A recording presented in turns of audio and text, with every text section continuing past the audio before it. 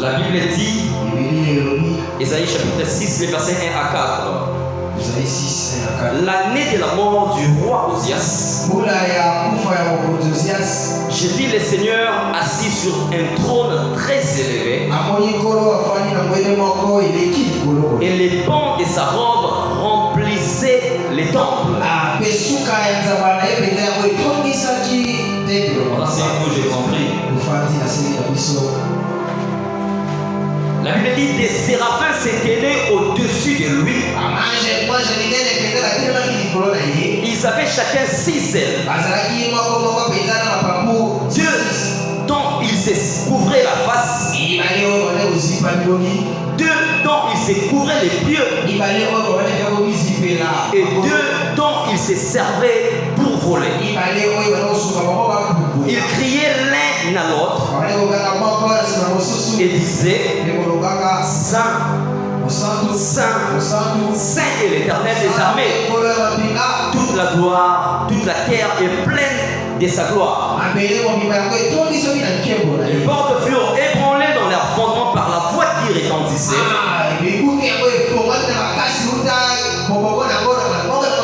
Et la maison s'est remplie de fumée. 1 Corinthiens chapitre 3, les versets 16 à 17.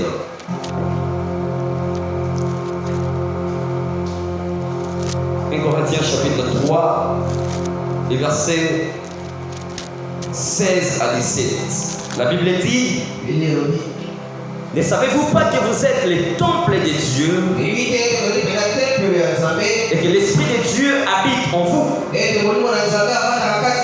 Si quelqu'un détruit les temples de Dieu, Dieu les détruira. Car les temples de Dieu est saint. Et c'est ce que vous êtes. Le dernier passage de Timothée, le chapitre 2.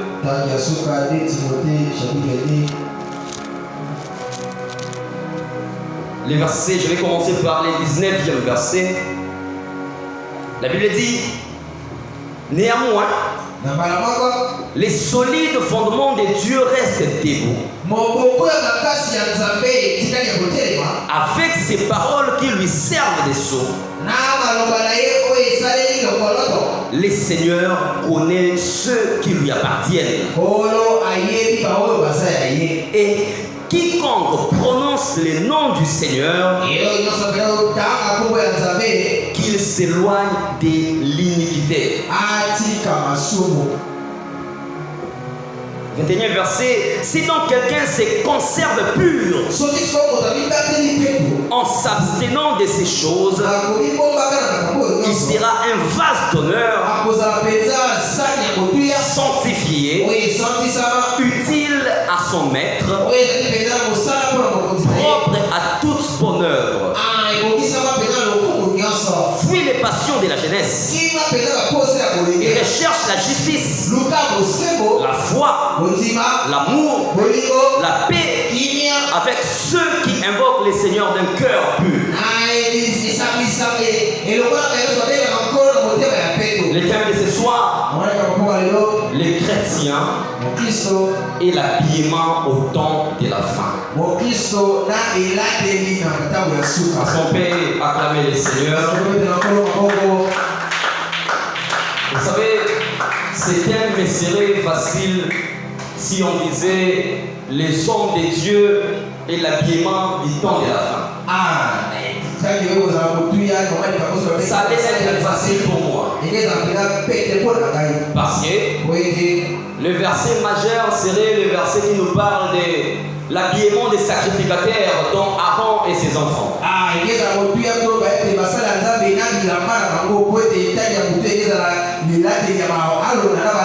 Mais parlons des chrétiens, ça m'a paru un tout petit peu complexe. Mais j'ai aimé le Saint-Esprit parce qu'il a toujours été là pour nous aider. J'ai lu 3 versets de base qui n'ont vraiment pas de collaboration, je dirais, de mariage avec les thèmes. Mais si vous faites l'étude dans la profondeur, vous comprendrez à combien ce thème sera vraiment un partenaire pour ce thème.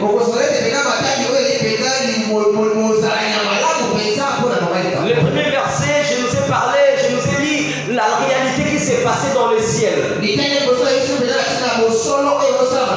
Là où il y a Dieu, et il y avait des séraphins. Il dit que les pommes de la robe de Dieu remplissaient les temples. Et on nous raconte comment s'est configuré les séraphins. On nous a parlé de leur catégorie d'ailes. On nous a parlé de la manière dont ils se situent. Mais le deuxième verset nous parle du temple du Saint-Esprit qui est le corps. L'apôtre nous a rappelé à combien il est en nous, le Saint-Esprit. Et à combien nous devons prendre soin de ces corps. Et le troisième verset nous a parlé de l'insistance de l'apôtre sur ceux qui confessent le nom de Dieu. Il a dit que ceux qui confessent le nom de Dieu s'éloignent de l'iniquité. Mes frères et sœurs, il m'a paru important de nous définir le mot iniquité.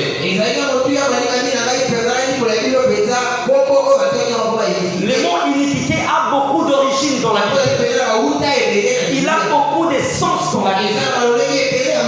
Mais rentrons dans son étymologie du mot grec.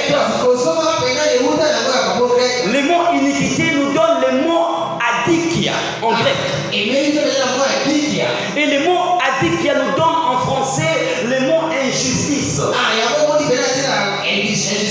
Alors qu'il parle de l'injustice, il est en train de parler des choses contraires à la justice. Alors quand Dieu dit éloignez-vous de l'iniquité, il nous disait éloignez-vous des choses contre nature ou contre la justice.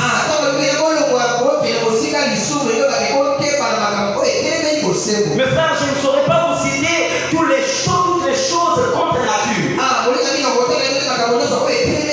Ni moins toutes les injustices qui sont dans cette terre. Mais dis-moi, nous allons ce soir réfléchir ensemble sur certains points qui vont nous aider à améliorer. Les chrétiens et l'habillement au temps de la fin.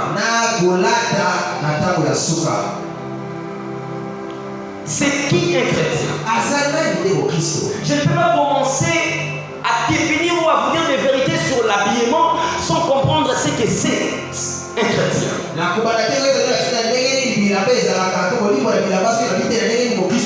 Je suis allé dans le dictionnaire. Sa définition ne m'avait vraiment pas plu. Étant un homme enseigné, par la grâce de Dieu, je me suis donné la permission de définir ces mots. Mais parce qu'au-delà du mot, c'est la nature que j'ai.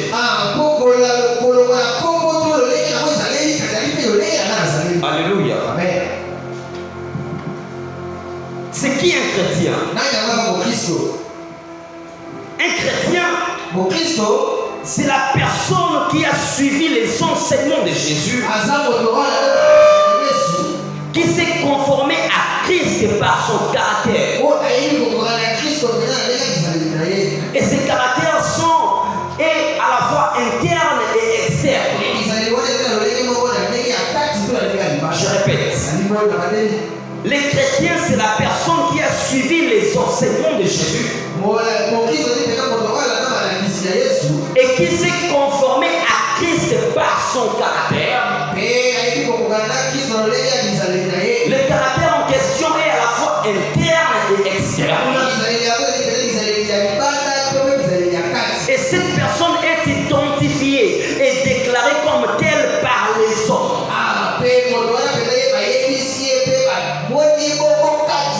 Cette personne-là qui a suivi les enseignements de Jésus, qui s'est conformé par son caractère à Jésus, qui s'est transformé intérieurement et extérieurement par l'influence de Jésus, il est identifié et déclaré comme tel par les hommes.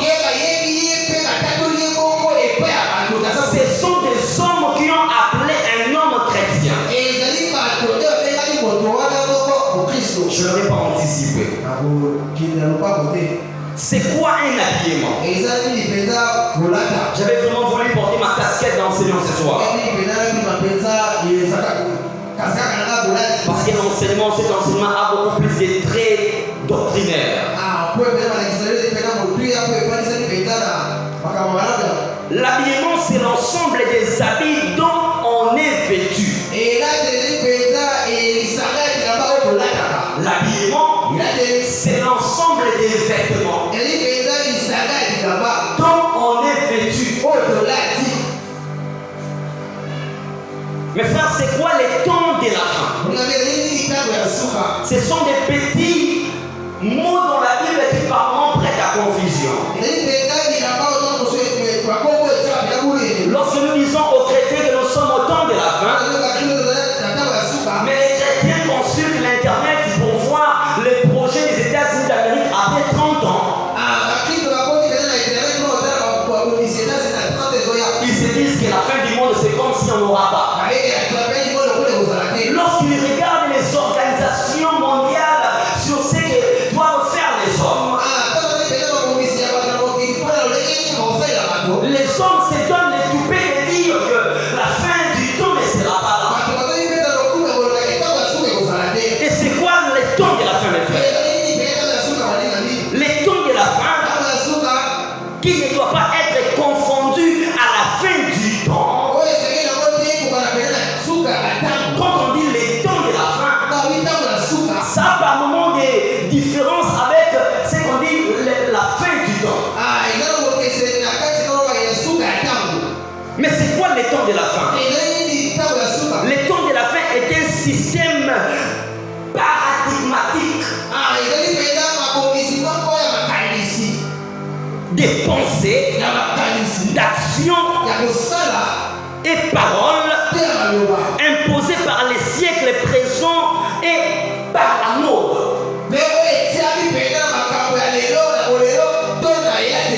Il vous sera très difficile de comprendre les temps de la fin en regardant la météo. Il sera difficile de voir la fin du temps en regardant l'heure.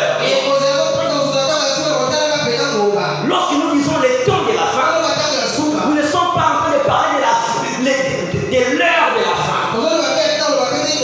Nous sommes en train de parler d'un système de pensée, d'action et même de paroles qui est inspiré ou qui sont inspirés par les siècles présents,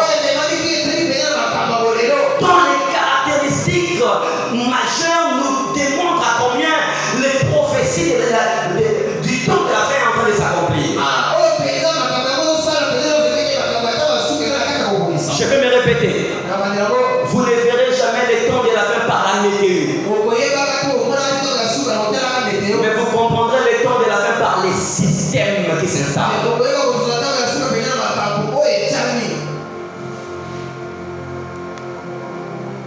Mes frères et sœurs, avant d'aller plus loin avec ce thème, on doit comprendre le pourquoi de cet enseignement. Est-ce que c'est un enseignement qui est venu juste pour que nous puissions écouter un homme? Ou bien Dieu nous a gardé une pensée qui va après cet enseignement nous aider? J'ai préparé les 3 objectifs de cet enseignement. Le premier objectif, c'est de nous apprendre certaines valeurs physiques qui sont importantes pour la perfection et l'achèvement de notre sanctification. La bassine ou le bassin de la sanctification, mes frères, c'est l'intérieur de l'homme. La sanctification se fait vraiment à l'intérieur de l'homme. Mais ce soir, nous sommes venus nous apprendre certaines valeurs qui sont à l'extérieur de l'homme, qui vont nous aider à achever notre sanctification. Lorsqu'on parle de l'achèvement de la sanctification, il est possible pour une personne de marcher dans la sanctification inachevée. Il n'est pas païen. Il marche dans la sanctification, mais une sanctification achevé. C'est pourquoi dans le livre d'Hébreux, chapitre 12, le verset 14, on nous dit de chercher la paix avec tous et la sanctification. Cela veut dire que c'est quelque chose qui se fait à l'intérieur et à l'extérieur. C'est lui qui sait se sanctifier à l'intérieur est capable de se sanctifier extérieurement. Et parmi les choses qui peuvent mettre la paix à l'extérieur, c'est la manière d'être apparemment. Je ne sais pas si on se comprend. C'est pourquoi dans 2 Corinthiens chapitre 7, le verset, la parole de Dieu dit ceci: rejetons toute souillure et tout fardeau. Après avoir mis de côté toutes ces choses, nous devons achever notre sainteté par la sanctification. Cela veut dire qu'il y a des choses externes que nous devons faire. Il y a une apparence qui doit correspondre à la sainteté. J'aimerais dire quelque chose à quelqu'un. Nous ne sommes pas trop saints lorsque nous disons seulement que Dieu regarde l'intérieur. Nous ne sommes pas spirituels lorsque nous disons que Dieu regarde seulement l'intérieur. J'aimerais le dire mieux. Dieu regarde l'intérieur, mais il ne s'en fout pas de l'extérieur.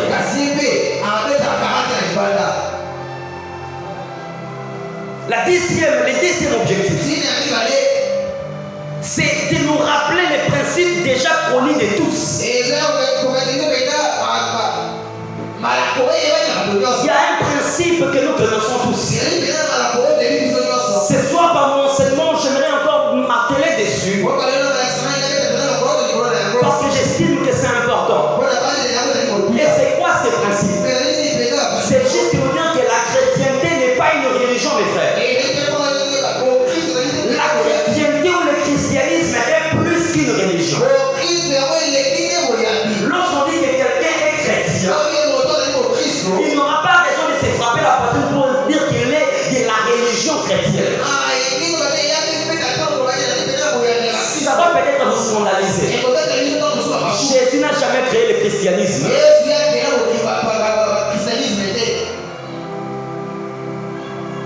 On va les comprendre. Le troisième objectif, c'est de supprimer. S'il est faux, s'il faut supprimer, nous sommes venus supprimer ou diminuer les risques de certains scandales liés à l'abus vestimentaire.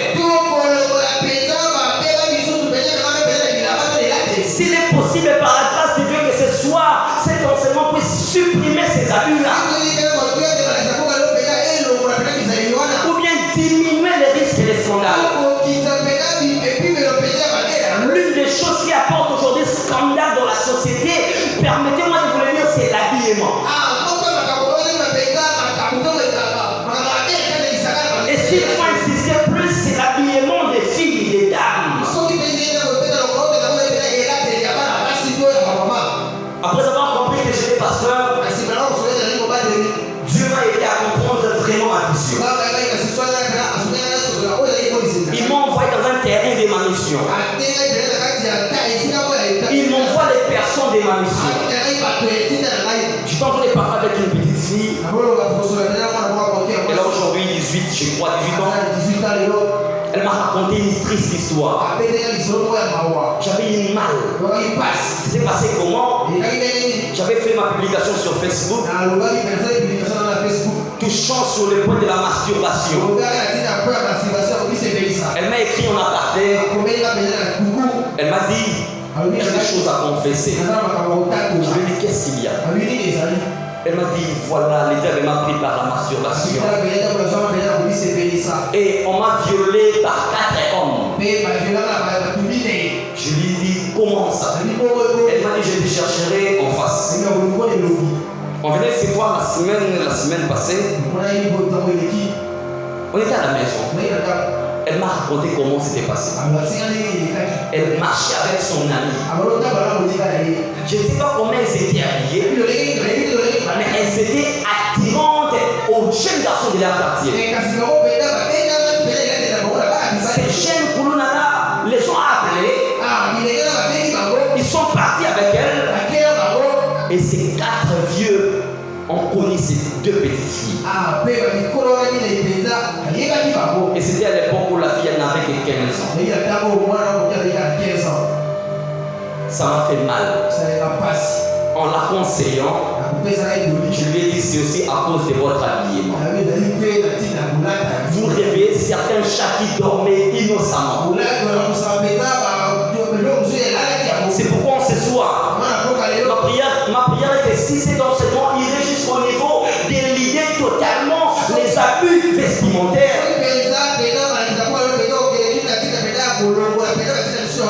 Toute la gloire sera pour Dieu. Avant que je puisse parler de l'habillement proprement dit, mes frères et sœurs, partagez avec moi 3 vérités sur les chrétiens. Lorsqu'il y a une m'a donné ce thème, ça m'a un peu bouleversé. Les thèmes seraient peut-être raisonnables si on parlait de l'habillement des hommes au temps de la fin. Mais il est aberrant de constater que les thèmes parlent de l'habillement des chrétiens. C'est là venir le constat établi que même les chrétiens ne s'habillent pas comme ils se devaient. Et lorsque les chrétiens ne s'habillent pas comme il se doit, on a de quoi frapper dessus. Je ne vous dirai pas ce soir que les chrétiens doivent porter de longues robes. Parce que je connais des filles de longues robes qui divorcent et qui avortent. Mais je vais parler de la vérité. La première vérité sur les chrétiens. Mes frères, retenez ceci. La tribu chrétien était une appellation passive sur les chrétiens. Vous avez été dans les écoles comme moi. On nous a appris la voix passive et la voix active. Lorsqu'on parlait de la voix passive, on parlait de l'action que les sujets subissaient. Et quand je dis que l'appellation chrétien était une appellation passive sur les chrétiens, cela veut dire que ce ne sont pas les chrétiens qui ont appris aux gens les noms chrétiens. Ce sont des hommes qui ont appelé les chrétiens chrétiens. C'est un nom que les apôtres ont subi. C'est-à-dire, ils avaient subi un attribut. Mais ce n'était pas quelque chose de hasard. C'était un attribut qui est émané de la comparaison.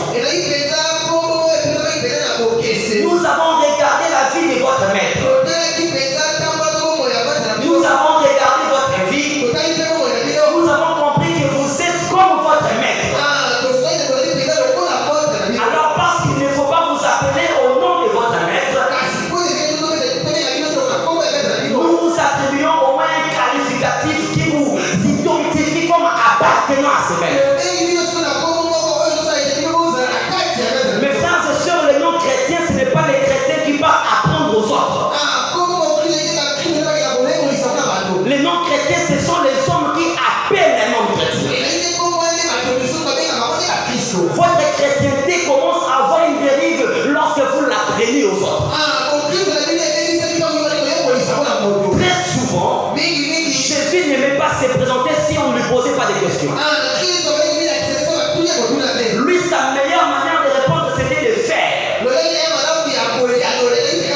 Les jours où on l'a taxé de prophète par la femme samaritaine, ce n'est pas parce qu'elle avait dit à la femme samaritaine que je prophétise, non. C'est parce qu'il avait prophétisé qu'on l'a appelé prophète. Si vous voulez pas apprendre aux gens que vous êtes chrétiens. Mais vivez en chrétien. On vous l'appellera.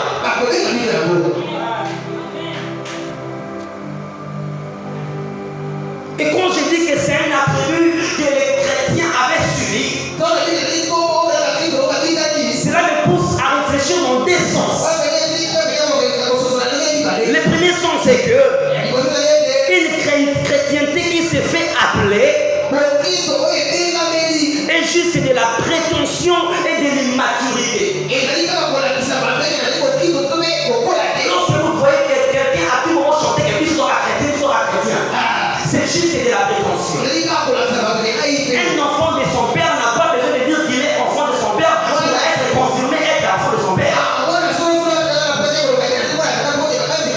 Je n'ai pas besoin d'aller dire à tout le monde que moi je ressemble à ma mère. Moi je marche, quiconque pourra me reconnaître va me dire tu es le fils de. Ça fait mal aujourd'hui. Les chrétiens se présentent au lieu d'être.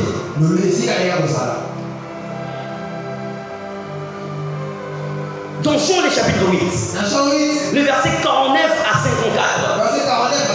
Si vous avez besoin de beaucoup rire dans la Bible, allez lire ce verset. À tout moment que je le lis, je me fais bien rire. C'était la conversation de Jésus avec les prétendus fils d'Abraham. Il disait à Jésus, notre père Abraham. Notre père Abraham. Nous avons pour père Abraham. C'est comme aujourd'hui. Nous sommes des chrétiens. Jésus leur a dit, ça c'est de la prétention. La chrétienté n'est pas une vie de prétention.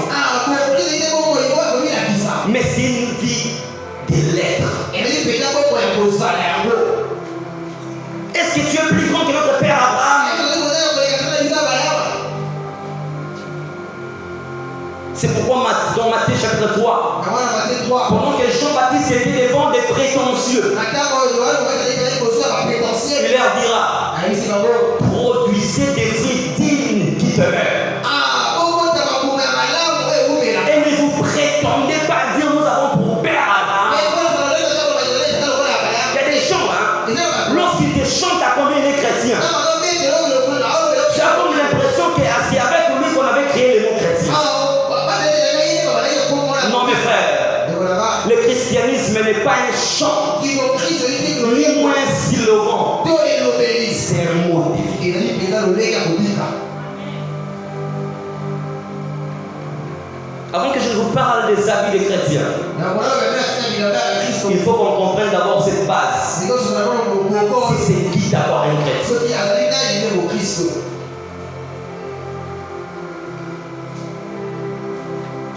Mais ce qui fait mal pour ceux qui se prétendent être chrétiens, Jésus l'a révélé à Jean dans le livre d'Apocalypse. Tous ceux qui se disent apôtres et qui ne le sont pas,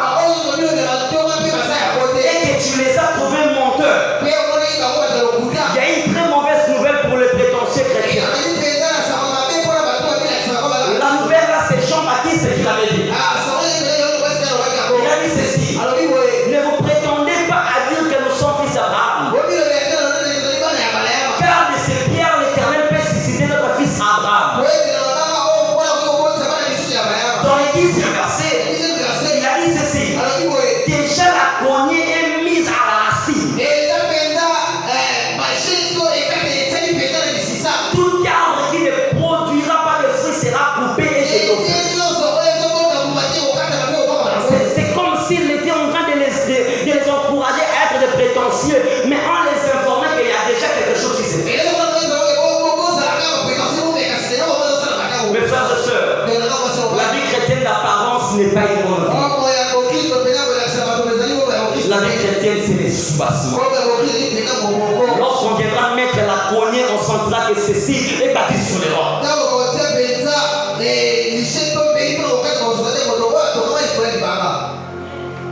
Le deuxième sens de ma réflexion, la gloire de la chrétienté et lorsqu'il est déclaré sur nous, à cause de ce que les hommes n'ont pas seulement vu, mais aussi ont vécu. Si vous voulez bénéficier de la gloire de la chrétienté, mes frères, ce n'est pas seulement sur ce que les gens disent sur nous. Ce n'est pas seulement sur ce que les gens ont vu, mais c'est aussi de ce qu'ils ont vécu. Je vous assure franchement, la vie chrétienne est une vie de pièges. Si vous n'êtes pas fort avec Jésus, les gens iront mal répandre vos nouvelles. Parce que vous avez été piégés. Ce qu'il voit doit être ce qu'il doit vivre. Ce qu'il a vu de loin doit être ce qu'il a vécu de près.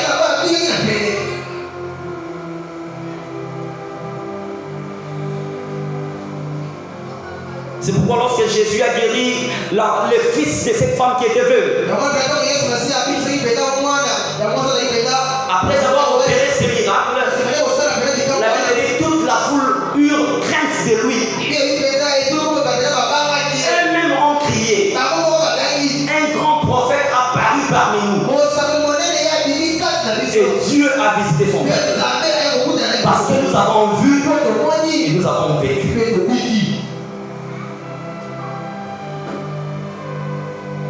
La deuxième vérité sur les chrétiens, il est fort étonnant de constater que Jésus-Christ n'a jamais créé la religion chrétienne. J'étais dans mes recherches aujourd'hui. J'ai découvert que la religion bouddhisme a été créée par Bouddha. Parce qu'on parle de la création d'une religion lorsque son créateur est là ou soit après sa vie. Mais le Bouddha, il était lui-même là pour créer sa religion. C'est pourquoi nous parlons des bouddhismes. Nous parlons aujourd'hui de beaucoup de religions. Mais malheureusement, Jésus n'avait pas créé le christianisme.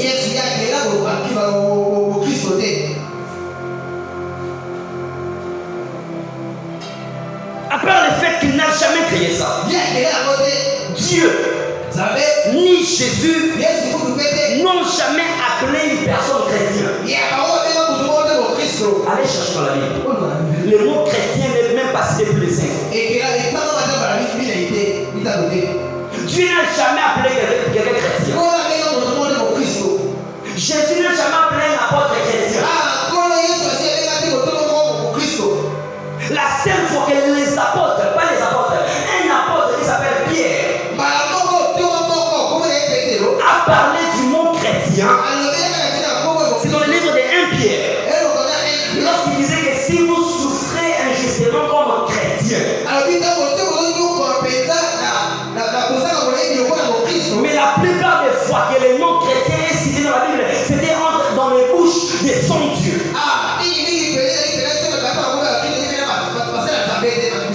Pourquoi? Parce que le christianisme n'était pas conçu comme une religion. Mais le christianisme était conçu comme un mode de vie. Le christianisme était une manière d'être. Je ne dis pas que les apôtres méconnaissaient le christianisme, non. Je dis qu'ils s'appelaient par moments de frères. On les appelait les croyants. Parce que d'après eux, ce n'était pas une association. Les gens réunis sur des systèmes. Pour eux, c'était un mode de vie. Lorsque tu pars en dehors de ce mode de vie, tu n'es plus compté comme un chrétien.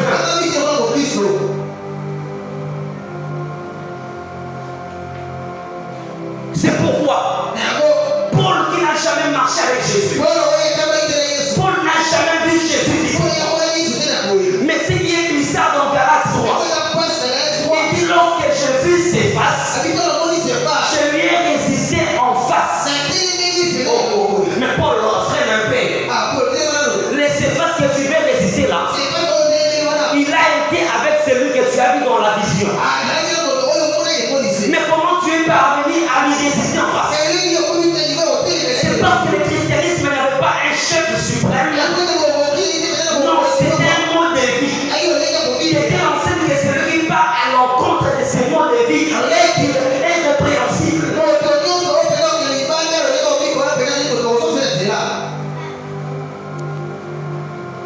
Il a dit, je vais résister en face. À la venue des hommes qui venaient d'autres villes, il était en train de manger avec les païens. Paul lui a appelé et lui a dit, c'est toi qui es juif. Quand on dit juif, on ne parle pas des habitants de ces pays-là, des Israéliens. Non. Dans ce sens, il voulait dire, c'est toi qui es chrétien. Mais tu marches à la manière des païens. Pourquoi tu veux prêcher les autres à devenir des chrétiens? Si c'était une religion et que Pierre les Lumières était le maître top, il lui aurait rétorqué en face. Qui donnait la permission de me faire dessus? Qui t'a dit de me parler de cette manière? Mais Pierre a compris que ici c'est d'abord le respect des principes. Pierre aussi a compris que ici c'est le mot de vie qui compte. Si je suis répréhensible, peu importe la clé que je dois me taire et arranger. Parce que ce n'est pas une secte de personnes réunies autour des systèmes. Mais c'est un ensemble de personnes qui respectent le mode de vie établi par le maître.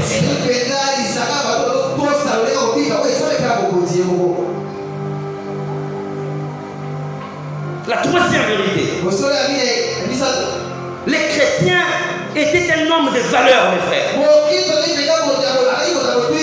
Il fut déclaré chrétien à cause de la nouvelle norme qu'il avait amenée. On les a appelés chrétiens parce qu'ils ont amené une autre manière de vivre. Mes frères et sœurs, l'église sont la transformation de la société, n'est qu'un ensemble des individus à la recherche d'argent.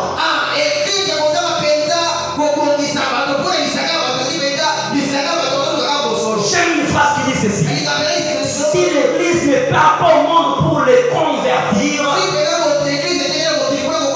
le monde entrera à l'église pour la pervertir. Nous qui recevons la parole de Dieu au quotidien, nous avons le devoir d'aller influencer l'entourage, d'aller influencer la société, d'aller influencer les universités, par notre intérieur, mais aussi par notre extérieur. Parce que les choses de Dieu, c'est le système de la minorité qui influence la majorité. Dieu pour influencer, il n'a pas besoin de la majorité. Il aura besoin de la majorité. Mais il commence par la minorité. Lorsque Jésus avait quitté le ciel pour descendre sur la terre, il était le fils unique de son père. Mais lorsqu'il quittait la terre pour rentrer au ciel, il rentrait en premier-né d'entre ses frères. Dieu n'avait besoin que d'un fils unique pour avoir les frères de Jésus. C'est pourquoi il a parlé du sel de la terre. Il a dit, vous êtes les sels de la terre. J'aime ce qu'un homme de Dieu a dit. Les sels, c'est toujours en grammes. Mais la viande en kilogrammes. Mais c'est les sels en grammes qui influencent toute la sauce. Et lorsque vous savez dans le livre de Matthieu, Jésus dit, vous êtes la lumière du monde. On n'allume pas une lampe pour la mettre sous les boisseaux. Non. On met une lampe sur la table. Et c'est cette lampe-là qui va éclairer tous ceux qui sont là.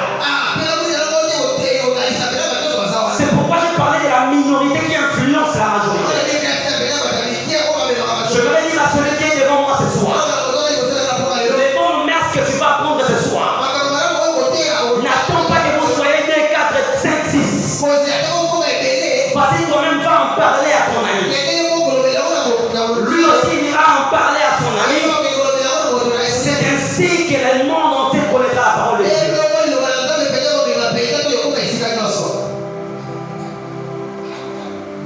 Dieu a besoin d'une personne qui ira influencer. Les chrétiens étaient un homme des valeurs. J'ai écouté un jour l'homme des yeux, Papa Vernon. Cette histoire m'avait scandalisé, moi. Il a dit, Église, je vais vous raconter l'histoire de mon plus grand péché de la vie. Moi, mon cœur commençait à battre. Je me disais, qu'est-ce que cet homme va entendre dire? Il a dit un jour, il revenait de Manapa. Il était dans un camion. Et pendant qu'il partait, il n'avait pas beaucoup de moyens pour faire le voyage. Il était mis dans les conteneurs avec beaucoup d'autres passagers. Arrivé devant la barrière, les policiers ont arrêté la voiture.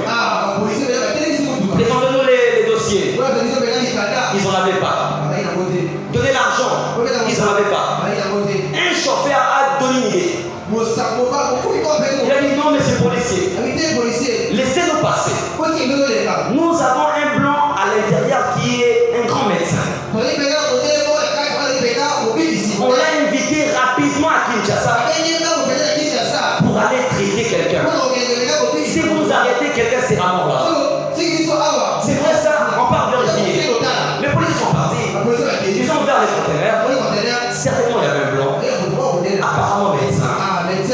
On lui a posé la question. Monsieur, es-tu médecin?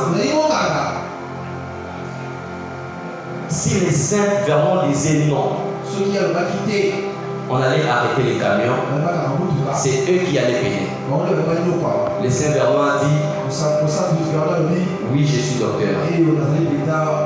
Il a lâché entre les mensonges et la vérité. Parce qu'il se justifierait devant Dieu pour dire, j'avais dit docteur dans la parole de Dieu. Mais eux ont compris docteur dans la médecine. Les policiers ont dit alors passez, c'est pas grave, passez. Il a dit c'était ça son plus grand péché. Et si moi et toi, on se met à raconter nos plus grands péchés. Alors dans l'ancien temps, les chrétiens étaient un homme des valeurs. Ce qui lui faisait plairer, c'était des choses minimisables. Mais aujourd'hui, on sent les péchés que lorsque la coupe est vraiment consommée. Le premier point, l'habillement au ciel. Au ciel, il y a quelque chose que j'ai lu, mais que vous n'avez pas dit attention. Mes frères et sœurs, il est étonnant de remarquer que tous ceux qui officient au ciel dans la présence de Dieu, ils sont couverts. Au ciel, tous ceux qui servent Dieu, ils sont couverts. Pourquoi? Parce que lui-même, Dieu est couvert. Dieu au ciel n'est pas nu, mes frères. Il est couvert. Je vous ai dit Isaïe. Il n'avait pas vraiment fait attention. Mais on va recommencer cela. Isaïe chapitre 6, verset 1. L'année de la mort du roi Osias, j'ai vu le Seigneur assis sur un trône très élevé. Et les pans de sa robe remplissaient les temples. Donc Dieu avait une robe tellement longue au point que cette robe remplissait même les temples. Dieu est couvert. Et c'est étonnant aujourd'hui de voir combien les hommes ne veulent pas se couvrir. Mais ceux qui veulent se couvrir se couvrent à moitié. On va beaucoup condamner l'État congolais. Si nos filles n'arrangent pas la manière de s'habiller, le taux de viol ne fera que hausser.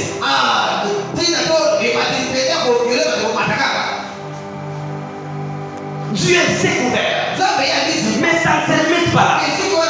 Des séraphins se tenaient au-dessus de lui. chacun 6 ailes.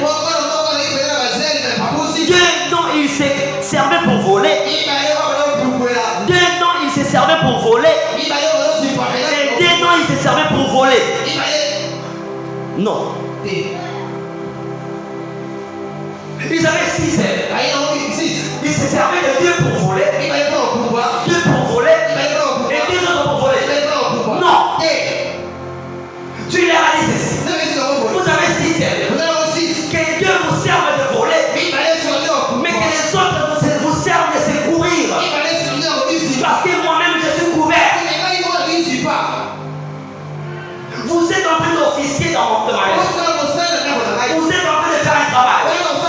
Je n'aimerais pas voir vos corps exposés. Ouvrez-vous.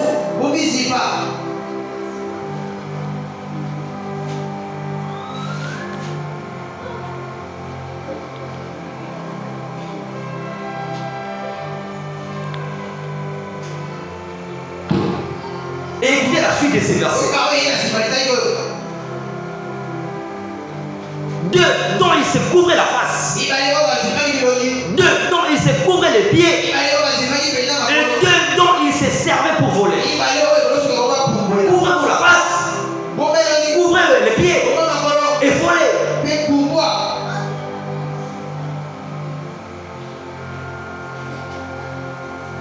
Cela veut dire, au ciel là-bas, dans ces versets, il y avait 3 catégories de personnes ou les êtres qui étaient couverts. La première personne, c'était lui-même Dieu. La deuxième catégorie, c'était les temples. La troisième, c'était les séraphins. Même les temples étaient couverts. Et ça fait mal. Je vois un temple invisible être couvert. Qui ne peut pas séduire. Tu as couvert les temples. Moi-même je suis couvert. Les anges, couvrez-vous. Les temples, toi, tu couvres-toi. Mais c'est que j'aime. Couvre-toi les temples par les modèles des marins. C'est à toi de ma manière de se couvrir et couvre-toi.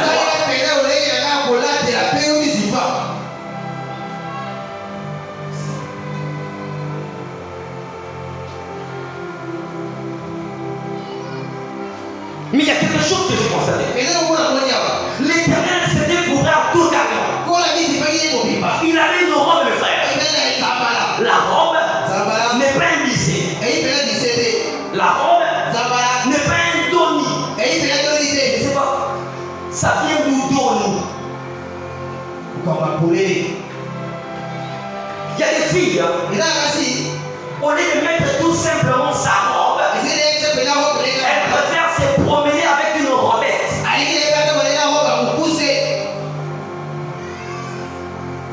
Et ça fait mal. Nous sommes en train de condamner ceux qui tombent. Ils sont des faibles. Je préfère m'arrêter. Mais pourquoi les séraphins? L'Éternel s'est couvert avec une robe. Les temples s'étaient remplis de la robe. Mais les séraphins ne s'étaient couverts que la face et les pieds, mes frères. Séraphins, comment est-ce que Dieu s'est couvert totalement? Les temples étaient vraiment remplis. Mais vous, seulement les yeux et les pieds. Si j'étais Dieu, je ne sais pas à la manière de soi, j'allais leur donner 4 types de ailes. 2 pour se couvrir la face, 2 pour se couvrir les milliers, 2 pour se couvrir les pieds, et 2 autres pour voler. Mais pourquoi les séraphins ne s'étaient pas couverts totalement? Mes frères, c'est pour une raison. Lorsque vous remarquez quelqu'un n'est pas se couvrir totalement, sachez qu'il n'a pas Dieu en lui. il n'a pas l'esprit de Dieu en lui. C'est lui qui a l'esprit de Dieu en lui. Il a les réflexes de se couvrir totalement. Les séraphins n'ont jamais eu Dieu en eux. C'est pourquoi 1 Pierre nous dit ceci. Les anges au ciel, ils jettent un regard sur les hommes. Parce que les hommes ont Dieu en eux. Mais eux, ils n'ont pas Dieu en eux. Je ne suis pas en train de dire que les séraphins sont des païens.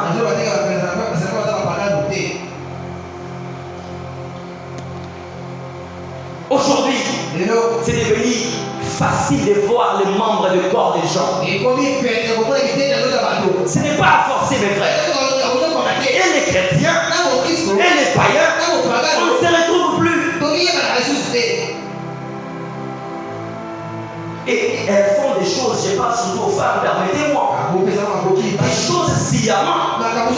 Quelqu'un qui quitte sa maison. Ami, bien que ça c'est une exposition, je dirais quoi, gratuite. Mais elle sort. C'est-à-dire que la Bible nous exige un habillement. Regardez la configuration des cieux. Dieu avec une robe. Il a couvert les temples. Il a même couvert les séraphins.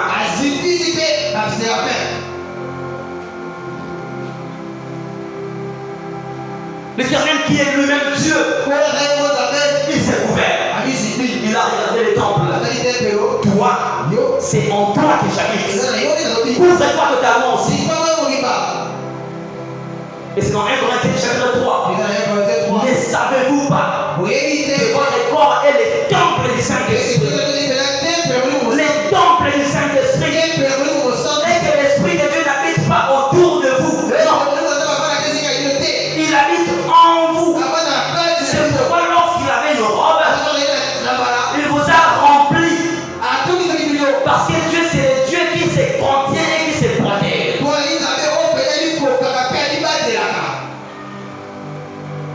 Temple de Dieu.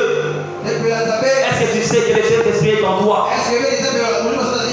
Pourquoi tu exposes son temple?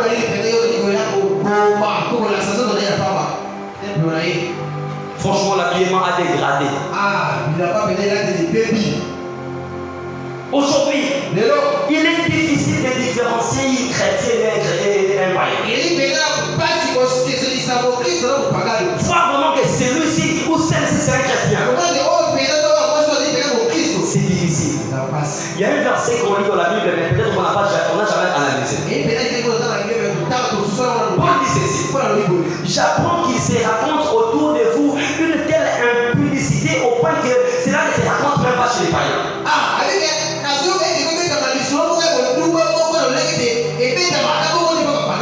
Il voulait sous-entendement dire ceci. Dans les camps des païens, lorsque dans les studios des prostituées, il y a une fille qui n'a pas d'autres expériences que la matière. S'il y a une fille qui n'a pas vraiment l'expérience de la matière, qui n'arrive pas vraiment à arriver dans les degrés hauts de l'impudicité, on lui disait va auprès des chrétiens de Corinthe. Parce que eux, ils ont une dose de l'impudicité que nos professeurs ici n'arrivent pas à te donner. Mais mes frères, il est aberrant de remarquer que la maison de Dieu commence à former plus les païens que les païens.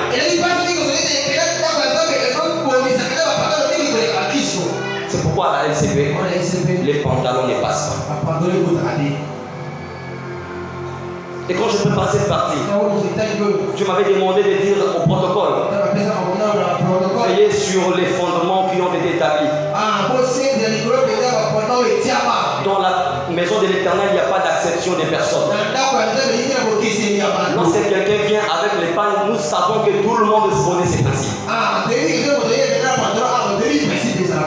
Soit qu'elle mette un pagne pour nous éviter certains scandales.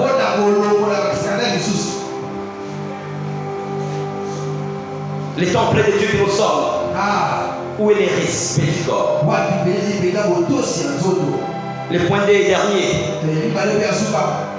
Les chrétiens et l'habillement au temps de la fin.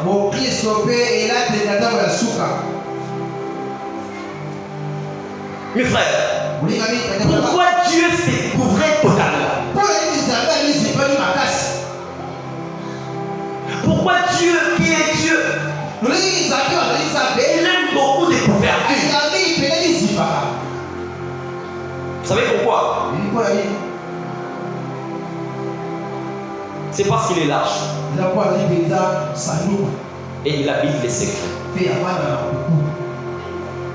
Dieu, c'est lâche. Lorsqu'il a représenté à Moïse, il a dit, vous prendrez l'arche et vous la mettrez dans les lieux très saints noirs. C'est ma représentation. Et ce n'était pas facile d'y accéder.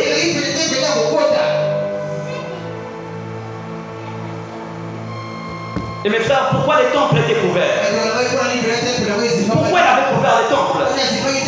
C'est parce que les temples contenaient l'arche.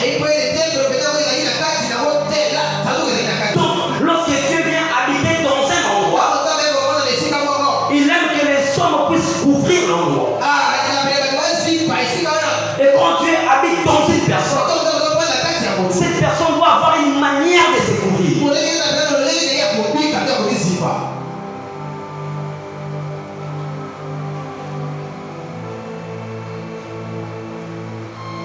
Et comment nous pouvons aujourd'hui? Nous ne parlons pas seulement aux femmes, et aux hommes aussi. Nous ne savons pas qu'il y a certaines choses qui scandalisent les enfants de Dieu.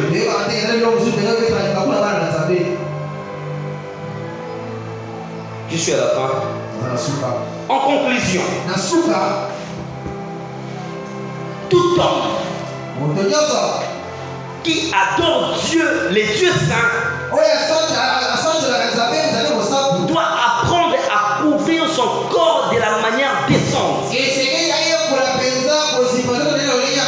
Les séraphins qui étaient couverts, ils disaient Saint, Saint, Saint est l'Éternel. Donc celui qui dit Saint, Saint, Saint est l'Éternel doit se rassurer qu'il est couvert.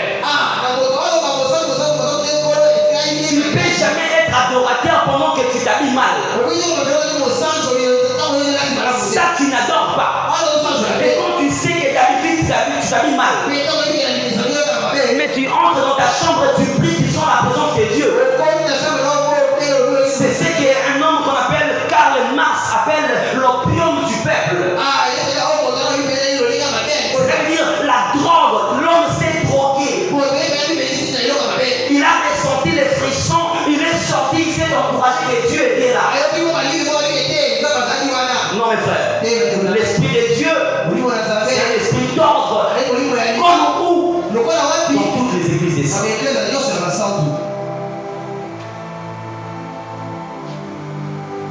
Et tu sais très bien, je parle avec beaucoup de gens mes frères. Les gens me racontent des choses par moment qui me laissent bouche bée. La personne t'explique la raison pour laquelle elle est tombée. Je te dis juste à cause de ça. C'est que c'est puissant, mais nous négligeons. Nous négligeons. Les pans de la robe de Dieu remplissez les temples. Chaque temple, tu dois utiliser la robe de Dieu. Dieu s'habille décemment. Dieu a une robe.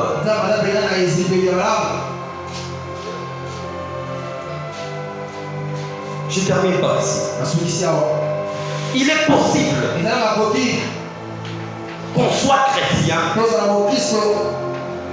mais qu'on donne l'apparence d'un païen. La Bible dit que celui qui invoque le nom du Seigneur se retire de l'iniquité. Vous voyez maintenant l'importance de l'iniquité que j'avais définie au commencement de mon enseignement. Qui se retire de tout ce qui est contre la nature.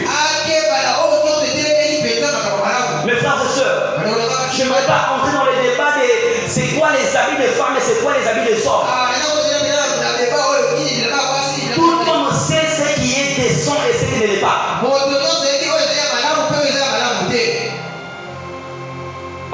nous faisons sciemment. Il y a des enfants de Dieu qui croupissent parce qu'ils avaient vu un mauvais habillement. Il y a des enfants de Dieu qui trébuchent juste parce qu'une sœur chrétienne l'a fait trébucher à l'église. Les côtés les plus bizarres, les chrétiens n'ont même plus peur d'entrer avec des habillements indécents dans la maison de Dieu. Ils amènent cet habillement même dans la maison de Dieu. Ils exposent leurs parties intimes. Mais les pauvres enfants de Dieu en croupissent.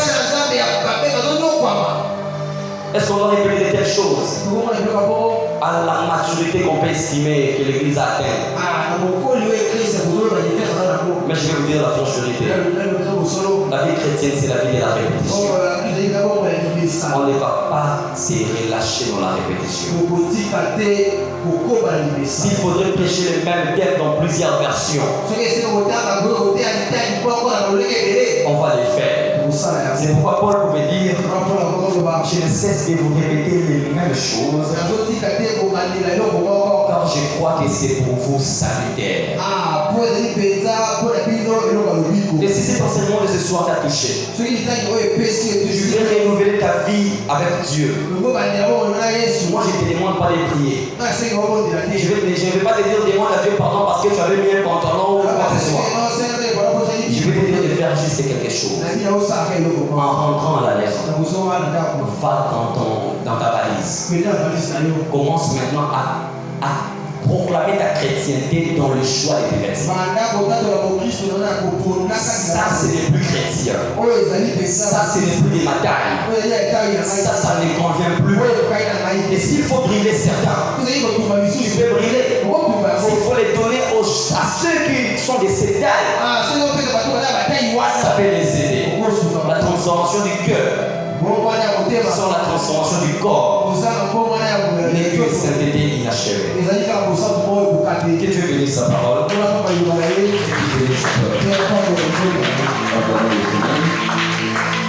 Acclamons le Seigneur, gloire à nous. Que le Seigneur soit loué. Amen.